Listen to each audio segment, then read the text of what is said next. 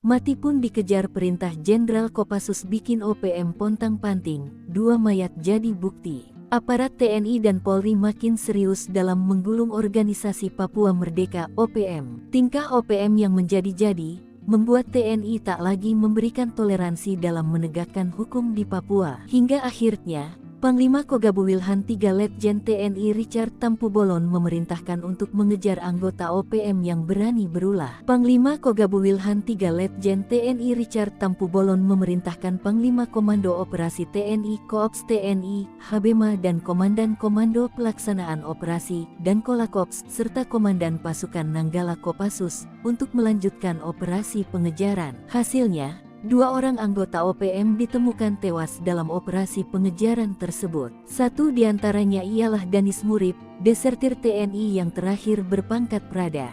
Jasad keduanya bahkan ditelantarkan OPM dengan kondisi yang cukup parah.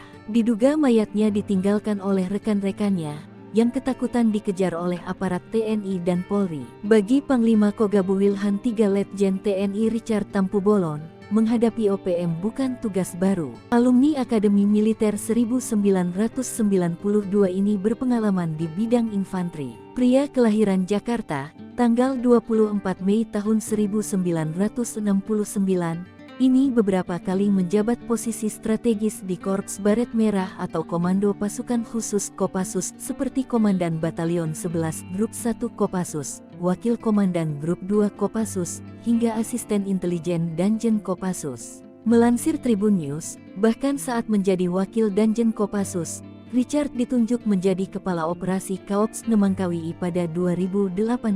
Richard beserta pasukannya sukses merebut markas OPM serta melumpuhkan beberapa pimpinan Tentara Pembebasan Nasional Papua Barat (TPNPB) atau kelompok kriminal bersenjata KKB.